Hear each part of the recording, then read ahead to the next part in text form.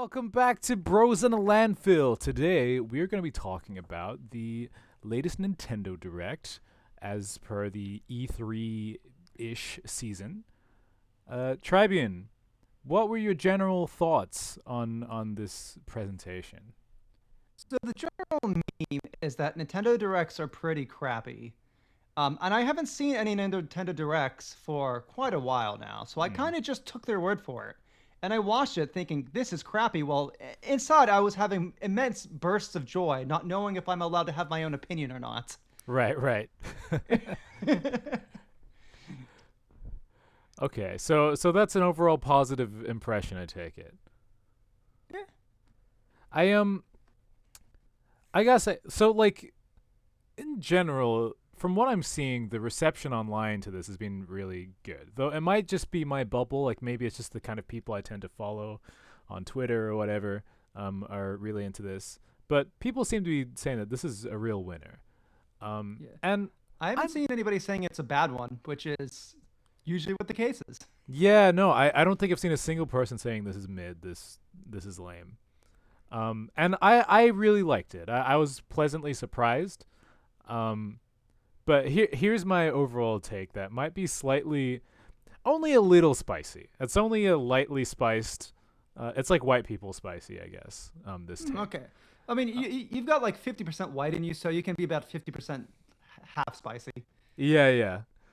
So I think like looking at it, the big reveals in there, like they're really solid. You know, like we had Mario and Luigi, we had a new 2D Zelda, we had a proper reveal for Metroid Prime 4, which is insane alongside a bunch of small things that are really cool, right? So that's great. But I do think that part of why it seems so cool is like a strategic presentation of information and framing. Uh, like first of all, they did set the stage by saying like, okay, there's not going to be any news for like we're going to be focusing on 2024 games, no Switch 2, all that kind of thing. So we're already expecting that like it's probably going to be a lower scale thing, right? Um, Hmm. and then obviously they had Metroid Prime 4 in there, which is a 2025 game, but I guess that was just a bonus. So, but the other thing is that like within the presentation itself, mixed in with all this awesome stuff, was stuff that looked a bit less awesome that I honestly think that they were sent in there to die as sacrificial lambs for like expectation Yeah, setting. I definitely think there was a bit of like you kind of like when you're doing these types of events, you kind of like do a front load big reveal. You do the middle thing while everybody's like going to the bathroom, grabbing their snacks, or like kind Yeah. of like you have that like downward turn of like okay, things are less Mm. exciting now.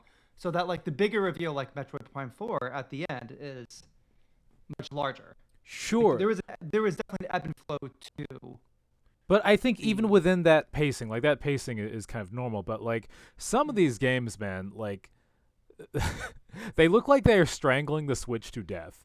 Like, are you telling me that you are not excited for Lord of the Rings Tales of the Shire? well, I mean, it's not even that like the games necessarily are bad, but it's like some of these games look like they're struggling to run at all. Like there was Mm. a few games before that one where just like panning the camera to the left like looked like it was at like 10 frames a second or something. It was like duh! Like I don't know. There's that game that was like it was like a monster collecting farming Pikmin type Oh, game. Formagia. That Um looked like that like Formagia, which was very clearly done by like, the character designer, was very the same guy who did the Fairy Tale characters, or at mm, least inspired, because having the Fairy Tale 2 announcement and then like Formagia back to back looked like they were from the same exact right, and those two universe. games didn't look like they ran like they looked Yeah. like they were desperately crying out for a Switch 2 or a PC port or something. So like not to be like the real downer person. I'm not saying those other reveals weren't great, but I think those games in there start putting you in the mindset of like, okay, this is one of those directs. This is one of those mediocre directs. And then suddenly they like bam and they blindside you with like Metroid Prime 4. It's So I almost just it's think almost they it were very almost schemy about it. yeah, it almost feels like they kind of like leaned into like the expectations of the direct. It's like really There are a bunch of really like just kind of middling, and like I don't mean to disrespect these games or developers, I just kind of feel like Nintendo like but the comparison I would use is like taking like a photo for your dating profile in which you're Mm. posing next to your like markedly less attractive friend. You know, it's Oh, so like looks maxing. yeah, mogging. I mean, they mugging. They were mugging. Nintendo mogged the fuck out of some of these smaller third-party games. It's just what it is. Though granted, maybe I'll just be fair and say that it seems like Nintendo are possibly the only ones who even know how to optimize their game for the Switch in the first place. This has kind of been an issue since the beginning that like Nintendo games run well and everything else is like gasping for air. But that's my hot take. Not taking away from the Direct, added lots of really awesome stuff, some of which I'm sure we can discuss now. Yeah. So, Lunch very kindly provided a list of things that he wanted to talk about. They pretty much cover the things that I wanted to talk about. So I think going into it, I think the number one biggest surprise, I think I would say probably the second biggest surprise in the announcement was the new Legend of Zelda game, Echoes of Wisdom. Yeah. Like It. I would say most surprising one, but then there was an announcement later that just completely like Yeah. I mean, you know, it's pretty stacked when like a new Zelda game is not like the peak of it. Though it was the peak of it for me. oh yeah, no, As definitely as that was definitely the game I was the most interested in playing well, myself. I think the last kind of original 2D Zelda game outside of I guess Triforce Heroes was A Link Between Worlds as far as I can remember. And that might honestly be one of my favorite games ever. I think Oh, that game is yeah, no, yeah, fantastic. it's my favorite 2D Zelda game for sure. Yeah, Um, it's so creative and polished and snappy and brisk and like it's just pure fun. So like I've been wanting another 2D Zelda that was original for a really long time. Like I played the game one like high school or something. Like I'm turning 28 next Monday. And I'm like, "Oh, Zelda, you've come back to me." So that's really exciting. But on top of that, like it's actually a genuinely really creative and new Zelda game. Like I would have been happy with like a formulaic Zelda, but it seems like they're really leaning into that Breath of the Wild philosophy yeah, of one changing the just general approach to the entire game and putting aside the conventions with a crazy gimmick. Um, and also just like really leaning into the emergent gameplay that they as developers probably won't be able to predict by letting us copy and paste fucking anything in the well, I world think anywhere. well, I think that like the cool thing with that, and like going back to this whole idea of wisdom, is that it seems like this game is really leaning into the puzzle solving aspect of Legend of Zelda, Yeah, which personally my favorite part of the Zelda series is the puzzle solving. right. I think that's generally what the 2D Zeldas typically do better than the 3D Zeldas, just because it's easier to make interesting puzzles in a 2D space compared to It's definitely a 3D snappier, space. which I appreciate. Yeah, I mean, this is like a way to incorporate puzzle solving into basic traversal of even just the overworld, into combat. There's probably certain types of enemies where like finding the most efficient way to defeat them is like probably requires some creativity. I'm sure that the Twitter clips are going to be crazy when Yeah. this game comes So out. I People absolutely love finding like how they just insane go ways out to of do their way stuff. they're just going out of their way to show like pretty much almost anything in the game can um become an echo, which Ye- is which that gives me the one concern that like if we do cut to the game and it's more limited than we think it is, that's gonna be I guess so. I yeah. mean, we're just gonna hope that's as cool as I've sold it. But like, I don't know. I think something I like about this is that it solves that. A couple of games have done this, but like it solves that problem where like 90% of the world is like set dressing and kind of useless. Where in this game, Hmm. like, well, you can put a bed somewhere and you can actually sleep in that bed and like that will have some utility, but you can stack them and use them in some contraption or whatever. Um, yeah, I just think that's really cool. Or like rocks. Yeah. So like if you don't have a basic sword, then like keeping the ability to throw rocks is actually really useful. Um, Yeah. No, my but we might get more information on this as like they get closer to release and announcement. Like I'm kind of curious how the actual game flow is going to go in terms of like like progression, like because like typically like with Zelda games, it's like you have that dungeon format. You have like you go to these different dungeons, you get different items, Mm. and those items you use to progress in different ways. Like I'm kind of curious if it's going to maintain that same structure, if it's going to do something different, because with this ecosystem, like I don't necessarily see where there's room to be like, oh, we have different items, because then if you have different items, that takes away like room that you would be doing with the ecosystem. Yeah, I don't know if we're really gonna do that items thing either. Or rather, like maybe you'll get to a dungeon, there'll be a new echo that like you can't find Mm-hmm. anywhere else in the game. That is Yeah, actually quite powerful. but then at that same concept, it's like if the idea is that you can be creative and do anything with these echoes, if these it's going to be an uphill battle making unique echoes in these dungeons that feel special without feeling trivialized by other things you can use in the game. Well, again, they might not even do that at all. Yeah, like Like it, they kind of mentioned in that video that they want to rethink the conventions and just kind of make an interesting game. So, yeah, I mean, maybe they're not going to bend over backwards making the old stuff fit in with the new. But yeah, I'll say that it's a really cool hook for a game, and I'm excited to see how they are going to solve the design challenge of giving the player like technically so much power at any given moment. Um, mm, and with Nintendo, I actually kind of believe that they can do it. You know, yeah. Maybe I'm if it was I'm a different game cautious. company, I'd be like, eh.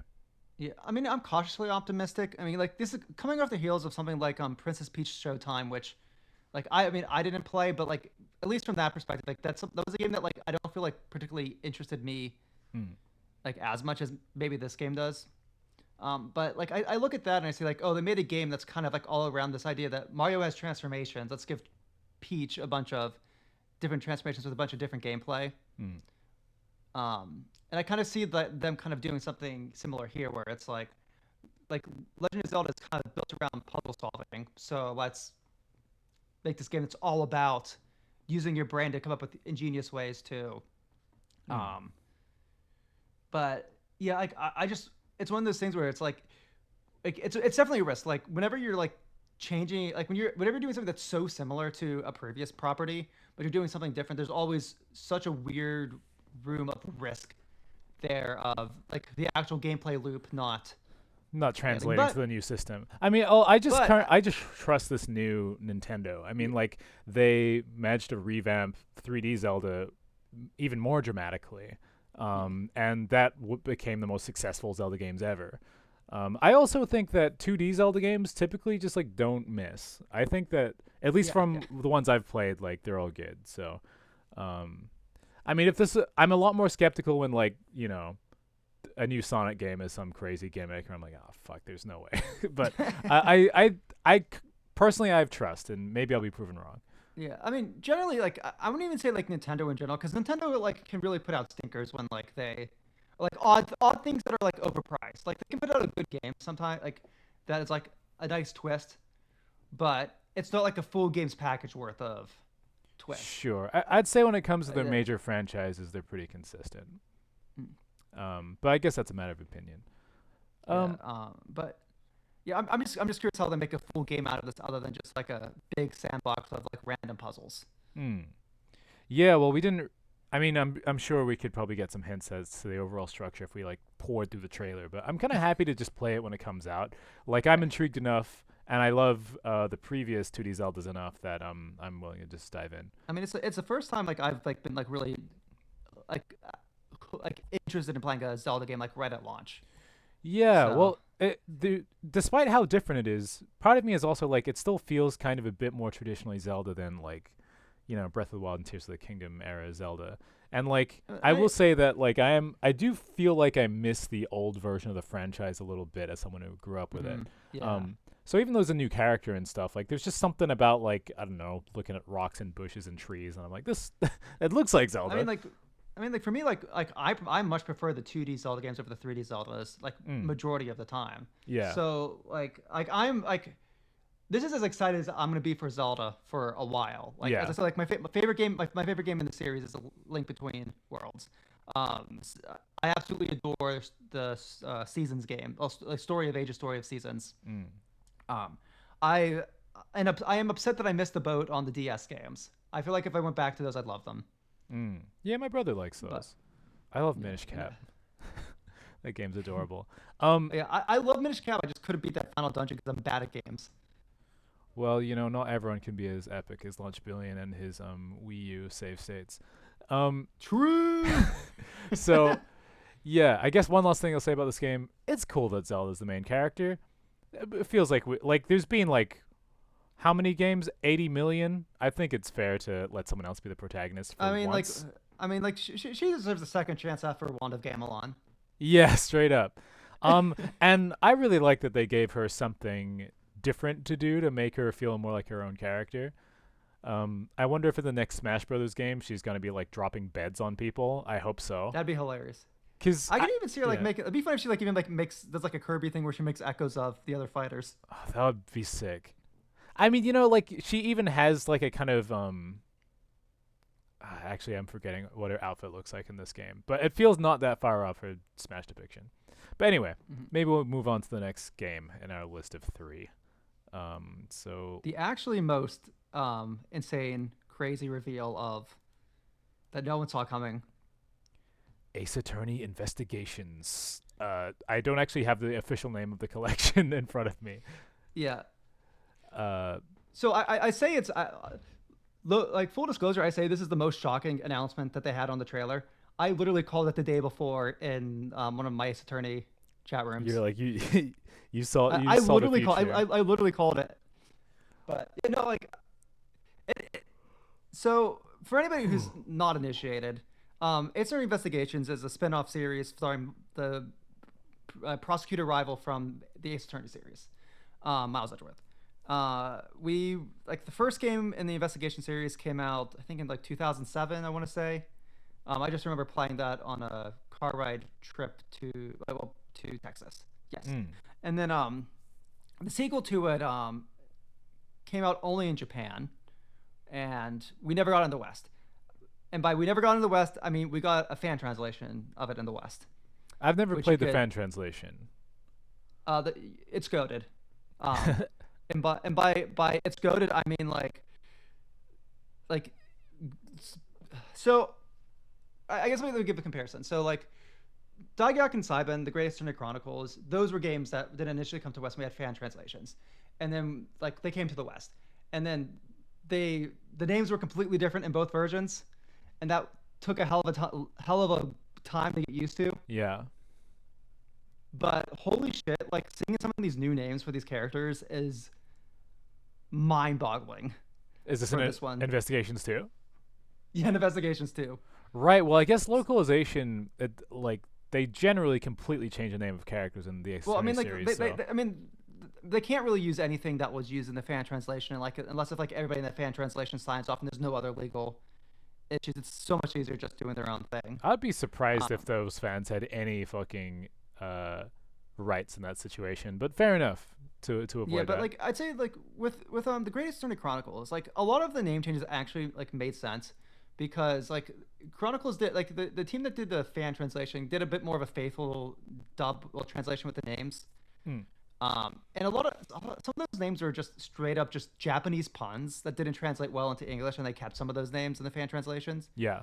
So like even though like you had some kind of cool sounding names like in the fan translation, like the actual puns were preserved in the Japanese version, or at least well the official version, or at least somewhat. Right. So Okay, yeah, that like makes sense. in this one they give like some of the main characters just some of the straight up goofy names that don't make sense for like main characters. Awesome. So if you know Ace Attorney, you know there's some like goofy pun names in there. Definitely. But generally speaking, for main characters, they're pretty normalish sounding. Saying that as there's a character named Phoenix, right? But They're not usually, completely absurd. Yeah. usually the real absurd, goofy names are saved for the Like the like the wacko witnesses or whatever. Well, no, even also like the one-off characters that don't appear again are just like witnesses, like or like just like victims. Yeah. Like there's like one of the most notorious ones, Deed Man. Yeah, Who's like a that's victim in one terrible. case. Yeah.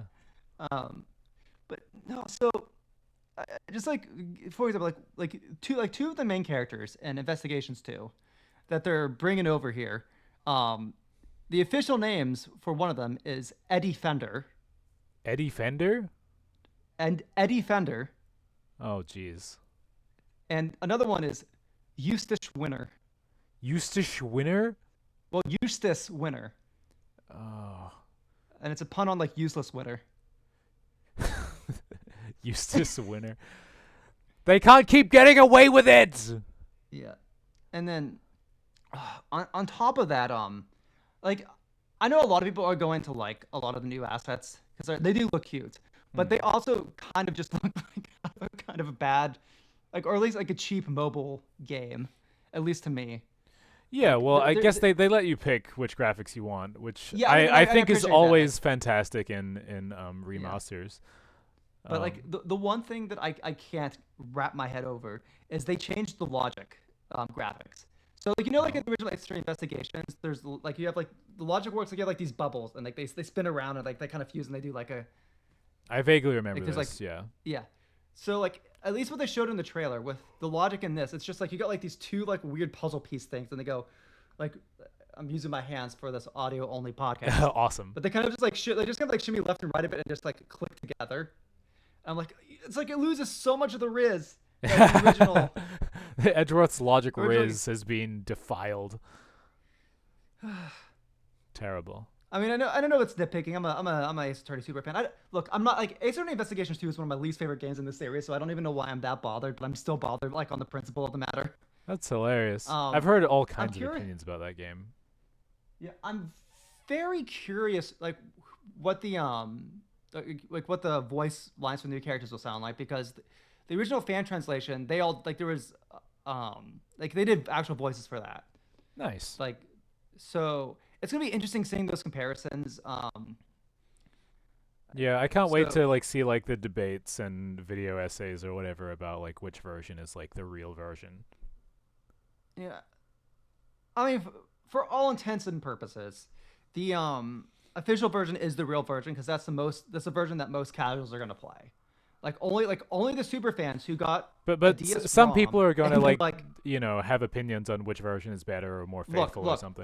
they had already updated the Ace Attorney wiki moments after the trailer launched. It's over. As soon as the new names were announced, that wiki was updated. It's over. There's no more debate. It's so over. Those poor fans. I know- Well, they had a good run. But with the fan I will translation. stand up for Helen because Helen was fumed, like she was mad as a sack when she saw some of those new names. Eustace. Okay, so so Eustace Winter's fan name was Sebastian de Best. The best. Yeah, de Best. That's Sebastian de Best. hilarious. And then and then Eddie Fender's name was crap. Now it's fucking losing.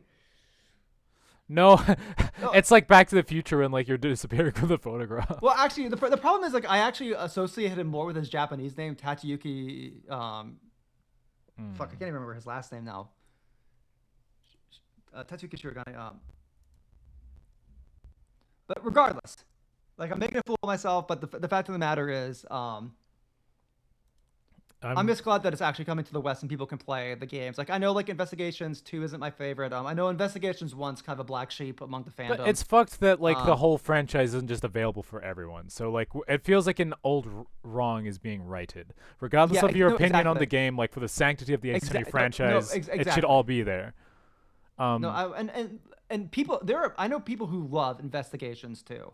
Like I know, and so for some people that's their favorite game in the series, which I will give them that. Like I have my issues with Investigations too, but like I wouldn't necessarily say it's bad. There's just mostly for me, like I think it's just like overly bloated, overly wordy, and I think Different games are it's going to kind have of- different strengths, yeah. and so like you're going to, and different weaknesses, and so depending on the kind of person you are, you're going to. yeah, but like the vibe way with that I was different like, ones. and this is like, well, and this kind of goes something that like I say, like my issues with Investigations 2 largely are pacing issues, but I'm also someone who says saying that something has pacing issues is just a cope for saying that you were not engaged with the text. Because if you're engaged with the text, the pace doesn't matter. I guess so. Even then, though, I think sometimes pacing can be the thing that grips you. Like, I was engaged with Danganronpa V3, but I also Mhm. desperately wanted it to be like a bit but trimmed. like no, but like, but pacing's gonna be one of those subjective things always, because that's like there's always gonna be like a matter of like a balance of how much like character stuff, how much fluff you put in, how much direct text, and people have different tolerances for, Oh, well, definitely. different tolerances and different desires for how much of that they want to see. Like some people, if there's not enough fluff in there, they're not going to care about the story, and it can be the most tight story ever, but they're not going to feel invested in the characters. Where some people, if there's so much fluff, like well, like any amount of fluff is too much, and they just want to see the main beats. We've had a lot of So, like internally for the game I'm making, we're making a visual novel mhm. type thing, and yeah, like between us working on the game, like there are different tolerances and tendencies and things that we like and dislike, and so like it's been interesting trying to manage those differences, especially in Yeah. terms of like, yeah, I guess the term of like fluff. Like if I'm talking to a character in like an RPG, I want to be able to ask them 30 questions about their life that are completely Yeah, optional and meaningless. but here's But other like, players will be like, why the fuck is that there? but there, not to go too much on another tangent, but like this also kind of relates to something that like I've been learning with my own fan cases that I've been making for like case competitions and whatnot. Yeah. Like pacing and fluff, like that, it's not just a matter of the writing itself. Like it has to be appropriate for the presentation. So like one of the cases, like one of the case that I'm currently collaborating on is like we're kind of like taking the essence of one game and putting it into the It's Turning Online engine Yeah. and making our own story with it. But that other game has like voice acting. The engine there has a lot more it can do with its presentation. Mm. So like we can have dialogue and narration that is the exact same pacing, and it does not feel the same pacing because like Yeah, the just presentation because of those missing matters a elements. whole lot for sure. Well, like as we've been So working on our game, we can move on to the next subject in, in just a second. yeah. I'll segue it, but um, as we've been working on our visual novel, we've found like as we improve the UI and the graphics and stuff like that, like the stuff that we already wrote seems better and like less annoying just because like it's less of a clunky interface compared to before. Hmm. So yeah, that's definitely true. But speaking of extremely overwrought with fluff, ridiculously stuffed stories. We have a new game from the director of. Well, it's actually a collaboration of two minds of the visual novel space. If you want to call them visual novels, I guess they're reading games or whatever. But we've got the 100 Games with line Lost novels. Defense Academy. This is a game that is. I didn't realize this while I was watching the trailer, maybe because I'd just woken up. But this is a collaboration between the Danganronpa series writer Kazutaka Kodaka and the Zero Escape creator Kotaru uh, Uchikoshi. Uchikoshi. So that's pretty crazy. I mean, these two developers have apparently been friends or like kind of They, respect each other's work for a long time. yeah, I mean, they both worked at Spike Chunsoft. Y- uh, They're both kind of like titans of the, I'm gonna say like mystery, edgy, death gamey Sort of sort of genres. conspiracy horror. Yeah, yeah, Yeah. yeah. No, they've Um, made similar games. I mean, very distinct from each other, but also undeniably have a lot in common. well, I mean, like I'd say a lot of like Kodaka's work is very heavily inspired on like Uchikoshi's work, and kind of like there's a lot of like I feel like Kodaka has a tendency of like taking the piss out of like genres he loves. Mm. Where Uchikoshi tends to play his works a lot more straight. I say that, but then I, the Somnium Files, completely like takes itself a lot less But I'd seriously than say some of his earlier generally he works. like he But treats his work with a lot of gravitas and like yeah, tries to go for something a bit more he, grounded and realistic. Um, while like Danganronpa is full of like I don't know dick jokes or whatever. Like well, I'd say like Uchikoshi's a lot more of a sci-fi writer. mm, He's really into like there are actually like certain like sci-fi tropes that he is like pretty much puts into every single one of his works. mm, Um, and like there's like he's like I want to say he's very much like a concept sci-fi sort of oriented person, yeah. where like he kind of like creates these concepts and he creates characters that fill in those concepts. Where Kodaka is more of a writer who's more about having these characters in fucked up situations. Like Mm. he's a lot more. He's a writer who cares a lot about seeing how characters react in absurd situations. So, with the differences and similarities between these two guys, I'm really fascinated to know what Yeah. a compromised middle ground between those two creators is, or is Uchikoshi completely leaning into his taking the piss era and just like making Yeah, I it mean, something very similar to Danganronpa?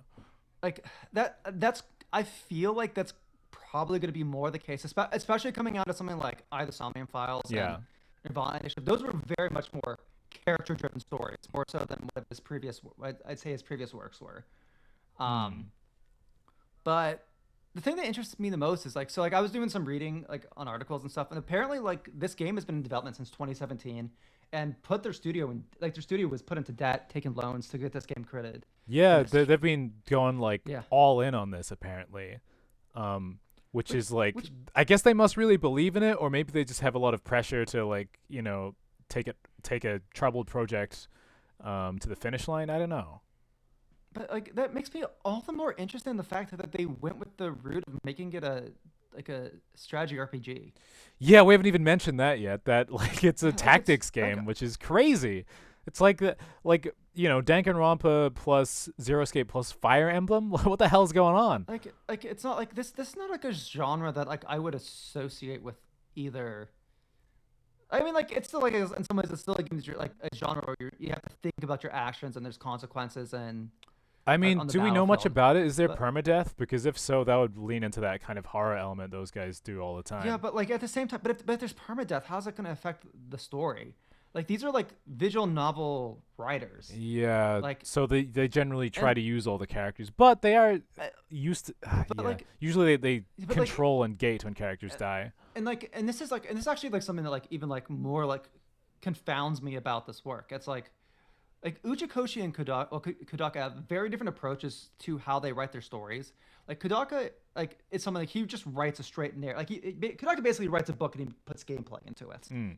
Like that's essentially what happens with Kodaka's works. It's like just one long narrative. You got some gameplay. You might have some branching optional stuff, but it's essentially just one long thing. Yeah. Where Uchikoshi writes branching stories, where each branch gives you a bigger light into the truth. I mean, it's still mostly kind of a linear experience with how Mm. you experience the branch, but like it's still like these branching narratives, like of what all these what ifs and these new informations you learn throughout that. Yeah.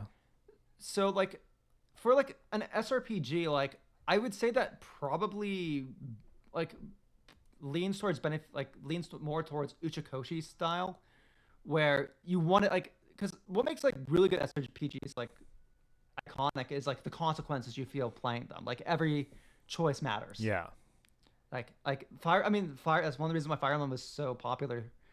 Early on, it was like oh, insta death, and then later in the games, it's like oh, you can ship your characters Mm. because that, and then you can have their children, and that makes stronger units. But It's like eugenics simulator. but like I mean but even like Fates and Three Houses went down the route of like oh you actually like these are branching stories and like they put some like meaningful choice Yeah. and they're meaningful quotation marks. Yeah, I'm Um, curious. Well, it's like which which copy of this game did you buy? But like at the outset. But yeah, I don't know. I think introduction of choice and consequence could be interesting, but maybe I mean maybe that's why this game has taken a while to cook. Like making yeah, a game as sprawling and convoluted as what these guys like to make, and then putting choices into it, and like like a solid gameplay design strategy thing that you've got to balance. It seems like actually a tall order. yeah. This is like beyond like risky and like apparently it was supposed to start like as a small scale indie project, but then it was As if either of these guys could make a like small scale indie project. I mean like you say that, but like Kodaka Studio has put out smaller, more indie like titles. Uh, like there is fuck, there's the I'm trying to remember what it was called, but it was like the World's End Club or whatever, where Okay. it was like a 2D platform puzzler sort of game, but it was like narratively driven, and there's like some branches and whatnot. I never finished it, but it was cute. Okay. Well, There, maybe I'm being a bit a bit cynical.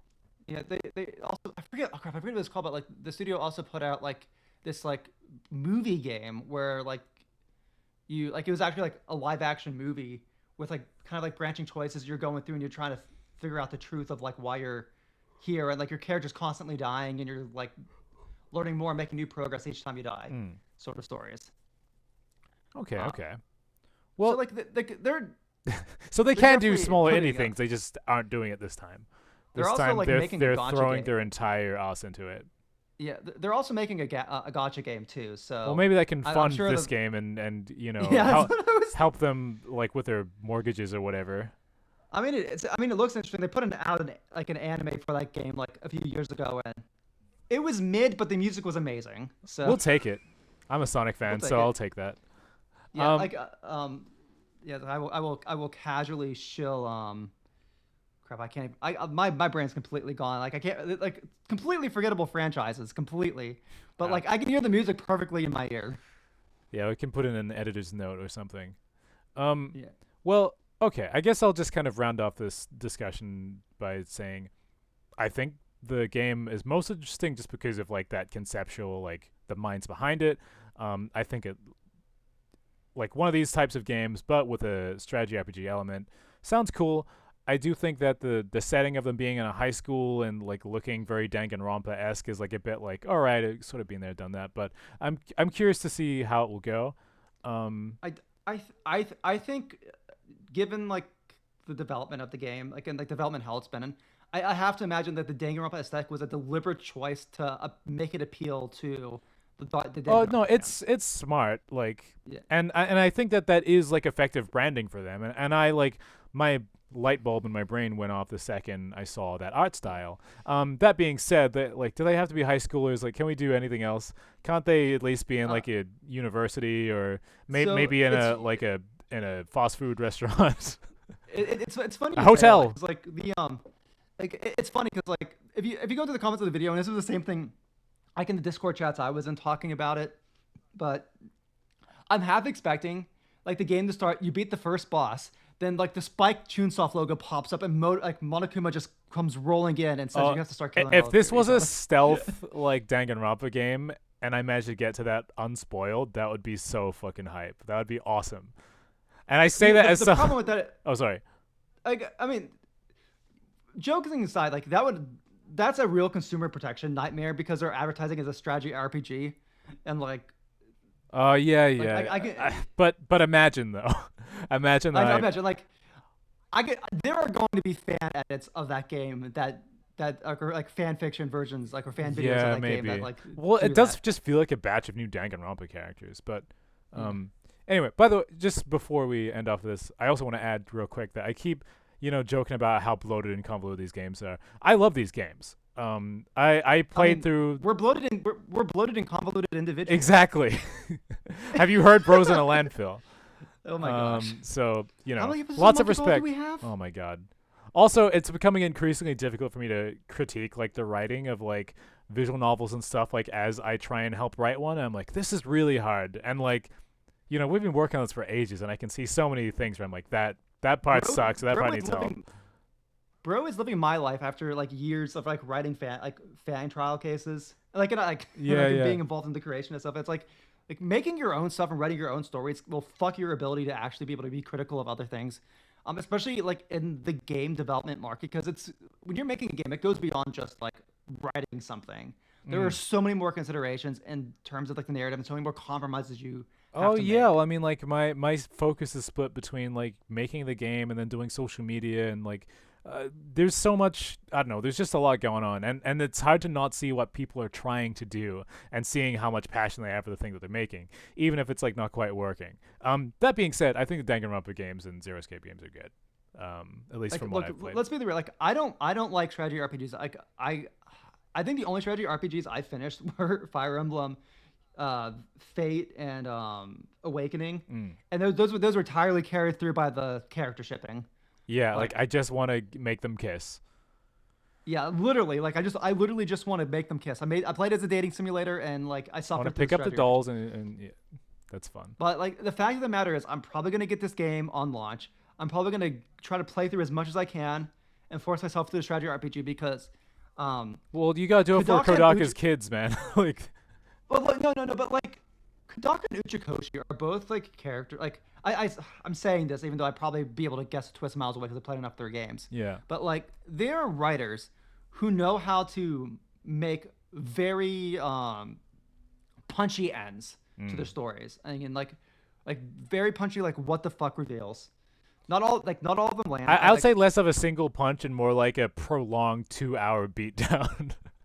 Yeah, no, but like I'd say definitely more Kadaka will just like beat you down. Yeah. Like, cause like his like he like really like leans into the spare aspect, where Kadaka's or Uchikoshi is more likely to just like kind of like end on a kind of like what the fuck note. Dude, I say 999's that, and ending is then so much better than any of the yeah, Danganronpas. But yeah, I say that, and then like freaking I the Somnium Files ends with a fucking dance scene to music. awesome. Both of them. Awesome. All right, we Yeah. we got to actually wrap this up. I guess I'll just throw out there that I think the new Mario and Luigi game looks cool. I like the animation and just the stylization. It's crazy how many Mario RPGs are releasing like back to back to back, but good for fans of that Yeah. kind of thing. That's awesome. I don't Uh, particularly have a strong connection to Metroid, but it's really cool that that game is alive at all. How, do you think it's gonna be the most overrated, uh, like the most overhyped game? What do you mean by that? Like, Do you think it's been more overhyped than Final Fantasy 16? uh, I guess we'll see. I'm not really convinced by Metroid Prime 4 yet, but I'll say that much. But nothing like there were no icks in the trailer. Okay, there wasn't an ick, but there wasn't a fuck yeah either, other than the fact that it is Metroid. So looking forward to seeing more of that. But maybe we'll get more of it when Nintendo decides to finally announce or show off their next system, which will be later this year, surely. So that's actually way more exciting. But Hmm. this was cool. Oh, and Marvel vs. Capcom collection. That's really cool. That's, Simply because I the already saw you gushing about that in the Hip Sword server. oh yeah. Basically, like the Marvel vs. Capcom series has been stuck in like licensing hell for a really long time. Mo- Despite being really important fighting games, like I don't think they've even been purchasable for a really long time. So the community is really excited about that kind of thing. I personally suck ass at Marvel vs. Capcom, but I care about it for being an integral part of the FGC. So really cool little announcement that Nintendo got to be there for. That's all my thoughts Can't vomited believe it's out. not gonna be. I can't believe it's not gonna be on Xbox. Yeah, well, apparently it's technical difficulties. Like, I'm not smart enough to elaborate at all, but I don't think it's like vindictive.